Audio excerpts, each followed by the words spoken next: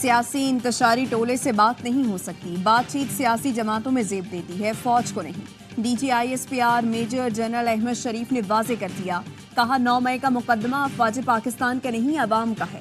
9 مئی والوں کو آئین کے مطابق سزا دینا پڑے گی، سزا نہ دی گئی تو کسی کی جان، مال، عزت اور آبرو محفوظ نہیں رہیں گے۔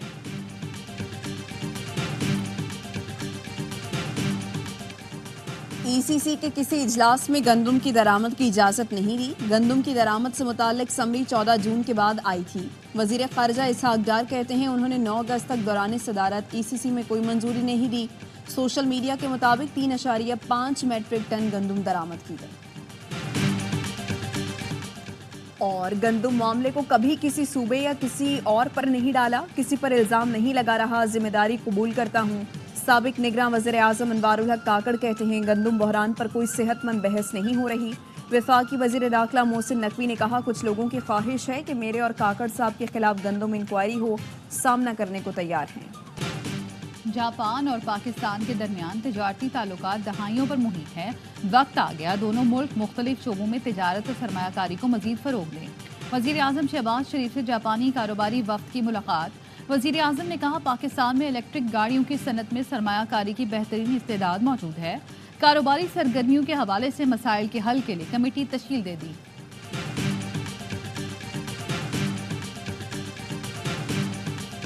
یہ بنایا جا رہا ہے 8 فروری میں 9 مئی غائب ہو گیا، گم ہو گیا۔ 8 فروری کو ٹرن آؤٹ وہ تقریباً 47%، تقریباً 6.5 کروڑ جو ووٹرز تھے اس دن انہوں نے ووٹ کاسٹ۔ اس میں سے یہ جو مخصوص سیاسی پارٹی، اس پارٹی کو پڑے 18.5 ملین، کہ کل کا بنتا ہے 31، وہ 69-70% جو ووٹ پڑا وہ تو اس بیانیے کو نہیں پڑا۔ مخصوص جماعت کو ووٹ 9 مئی کے حق میں نہیں تھا۔ ترجمان پاک فوج نے کہا 8 فروری کے الیکشن کے بعد ملک کی 93% آبادی اس بیانیے کے ساتھ نہیں کھڑی۔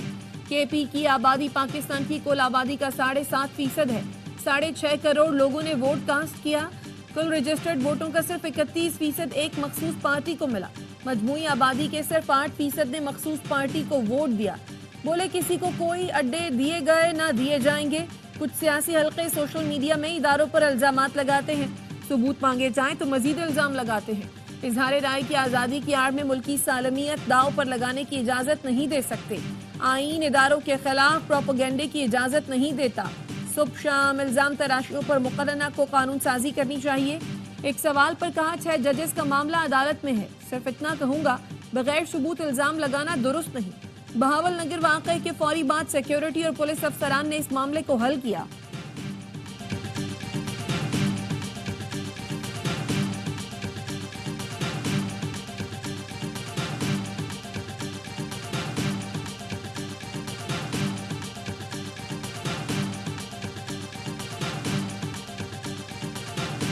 ہم نے 76 سال جھوٹ بولا ہے، سچ کو چھپایا ہے، جس سے ہماری credibility بالکل erode ہے۔ People must know the truth. Then you have no business to sit here. What is the answer? Then why don't you say you have no business to sit here? I mean, sorry, I will put it very bluntly.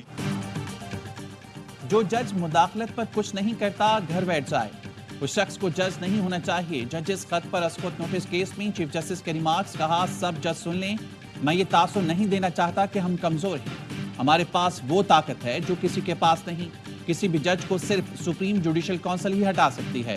Justice عطر من اللہ نے کہا ہمیں عدلیہ میں مداخلت تسلیم کرنی چاہیے۔ چیف جسٹس نے کہا اس دلیل سے اتفاق نہیں کرتا۔ پاکستان بار کونسل کے نمائندے نے کہا ججز نے خط میں انتہائی سنگین الزامات لگائے ہیں، سپریم کورٹ ججز پر مشتمل جوڈیشل کمیشن بنائیں۔ چیف جسٹس نے پوچھا کیا آپ چاہتے ہیں تفتیش ہو اور کرمنل لاء کے تحت کارروائی ہو؟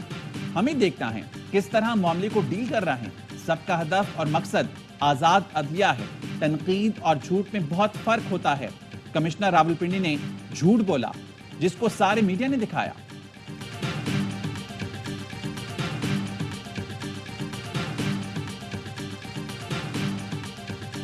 The federal government has to submit its response to the grave status of interference by the executive as highlighted by all the high courts. This is the most serious and grave undermining of the independence of judiciary, which cannot be trivialized. The federal government controls the intelligence agencies, and it is for the federal government to explain its position before this court. عدلیہ میں سنگین حکومتی مداخلت پر وفاق کو جواب دینا ہے، جیسا کہ ہائی کورٹس کے جواب میں بھی اجاگر کیا گیا۔ عدلیہ کی آزادی پر سنگین حملوں کو ہلکا نہیں لیا جا سکتا۔ جسٹس اطہر من اللہ کا گزشتہ سماعت کے تحریری حکم نامے میں نوٹ لکھا، خفیہ اداروں کو کنٹرول کرنے والی وفاقی حکومت ان واقعات پر اپنی پوزیشن واضح کرے۔ ان واقعات پر کارروائی حتمی طور پر وفاقی حکومت کی ذمہ داری ہے۔ ہائی کورٹس نے واضح کر دیا ہے کہ ایسے واقعات اب بھی جاری ہیں۔ چیف جسٹس نے کہا، حکم نامے میں ایجنسیوں سے پہلے جواب مانگ لیا گیا ہے۔ جسٹس اطہر من اللہ بولے، وہ محض تجاویز پر جواب مانگا گیا ہے۔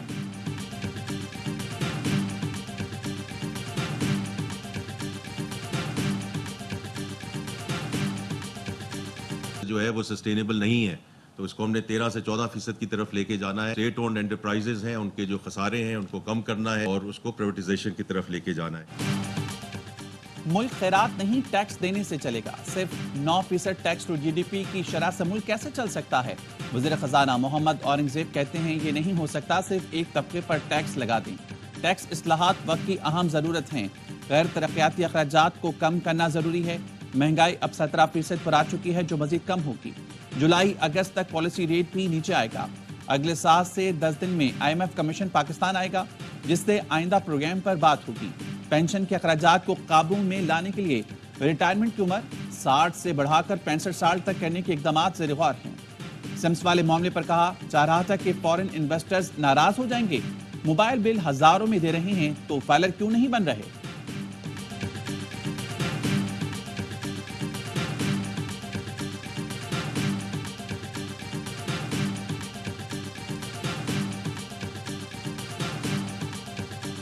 SIFC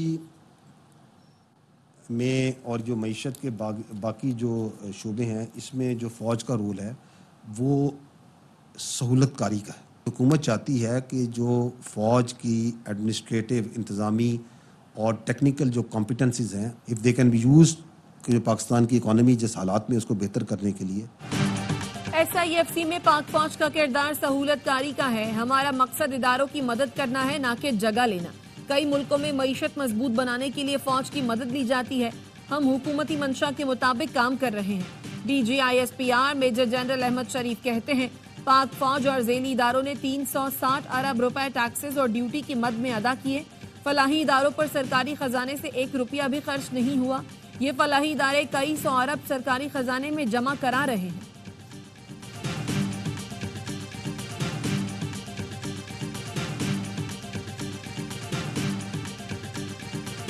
حالیہ دہشت گرد کے واقعات کے تانے بانے اور شواہد افغانستان میں موجود دہشت گردوں کی پناہ گاہوں تک جاتے۔ لاسو ڈیم پر کام کرنے والے چینی انجینئرز کی گاڑی کو خودکش حملہ آور نے نشانہ بنایا۔ حملے کی منصوبہ بندی افغانستان میں کی گئی۔ افغان سرزمین پاکستان کے خلاف استعمال ہو رہی ہے۔ داسو میں چینی انجینئرز پر حملے کی کڑیاں بھی سرحد پار سے ملتی ہیں۔ امن و امان قائم کرنا فوج پاکستان کی اولین ترجیح ہے۔ دہشت گردوں ان کے سہولت کاروں کی سرکوبی کے لیے ہر حد تک جائیں گے۔ DG ISPR major general Ahmed Sharif کی نیوز کانفرنس کہتے ہیں، پاکستان نے افغان سرحدی علاقوں میں کارروائی کر کے دہشت گردوں کی پناہ گاہوں کو نشانہ بنا کر 8 دہشت گردوں کو ٹھکانے لگایا۔ ویسٹرن بارڈر مینجمنٹ کے تحت جو کام جاری ہے وہ پایہ تکمیل کو پہنچنے والا ہے۔ پاک افغان بارڈر پر دہشت گردوں کی نقل و حمل روکنے کے لیے 753 قلعے مکمل کیے جا چکے ہیں۔ پاکستانی افواج کا مکمل فوکس سیکیورٹی معاملات پر ہے۔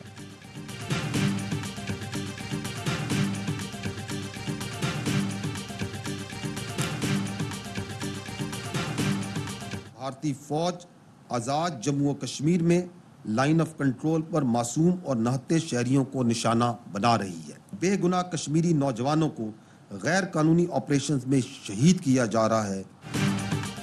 LOC پر معصوم کشمیریوں کی جان کو خطرہ ہے۔ پاکستان اپنی سالمیت اور خود مختاری کے دفاع کے لیے ہر وقت تیار ہے۔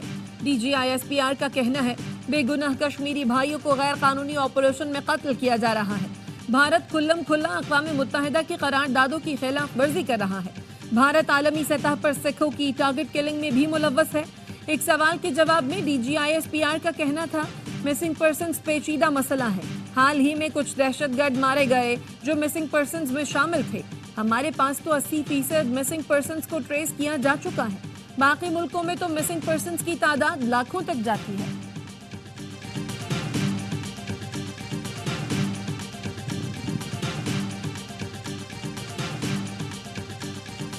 खान साहब को ब्रीफ किया मैंने सुप्रीम कोर्ट के ऑर्डर के मुताबिक, और सुप्रीम कोर्ट के ऑर्डर से खान साहब खुश है। हमारी मौक़िफ़ की तायीद इंशाअल्लाह ताला होगी और हुई है इस ऑर्डर से। बानी पीटीआई सुप्रीम कोर्ट के फैसले से खुश हैं। बैरिस्टर गौहर कहते हैं बानी पीटीआई को अमरीकी सफीर से मुलाकात के हवाले से आगाह किया, जिस पर उन्होंने इत्मीनान का इजहार किया।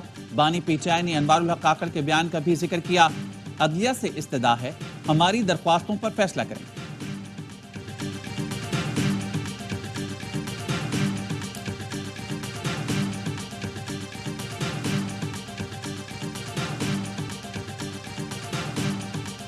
यहाँ पे आईनी तशरीह का मामला हो, वहाँ पे कम से कम 5 रुकनी बेंच जो है सुप्रीम कोर्ट का वो मुकदमा सुनेगा।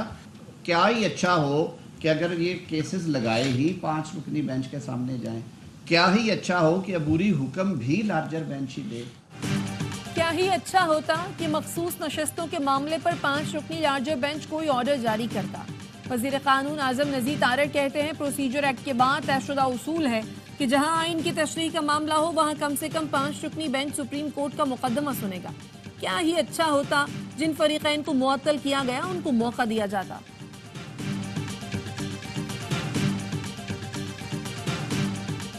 डेलीगेशन आया था, वो हेड थे डेलीगेशन के, आप लोगों की जो तारीफ की और ख़ास तौर पर उन्होंने कहा कि वज़रा वहाँ पर न सिर्फ मुकम्मल तौर पर मौजूद थे, वो हर कदम पर गाइड कर रहे थे, सुपरवाइज कर रहे थे। वज़ीर-ए-आज़म शहबाज शरीफ की ज़ेर सदारत वफाकी काबीना के इजलास। वज़ीर-ए-आज़म ने कहा सऊदी सरमायाकारों के वफ़द की पाकिस्तान आमद मुआशी ताल्लुकात के लिए अहम पेशरफ्त है।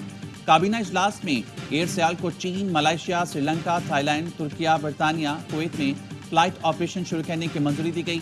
पाकिस्तान कोलंबिया में मुश्तरका तिजारती कमेटी के क़याम के लिए मफामती याददाश्त पर दस्तखत भी की मंजूरी।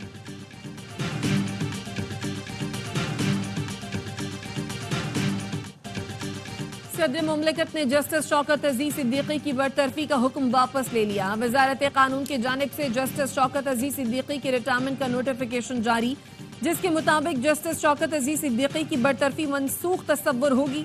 शौकत अजीज सिद्दीकी को इदारे के खिलाफ इल्जाम पर मुलाजमत से बरतरफ किया गया था।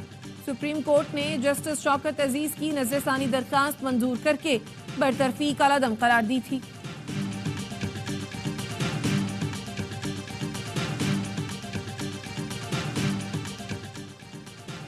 कैपेसिटी चार्जेस की मद में बिजली सार्फिन से 51 अरब 88 करोड़ रुपए वसूल करने की तैयारी। तकसीम कार कंपनीज ने बिजली की कीमत में इजाफे के लिए नेपरा में दरख्वास्त दी थी। ऑपरेशन एंड मेंटेनेंस की मद में 5 अरब 75 करोड़ रुपए भी सार्फिन से ही वसूल किए जाएंगे। नेपरा में दरख्वास्त की समाअत 17 मई को होगी। कीमत में इजाफे का इतलाक इलेक्ट्रिक सार्फिन पर भी होगा।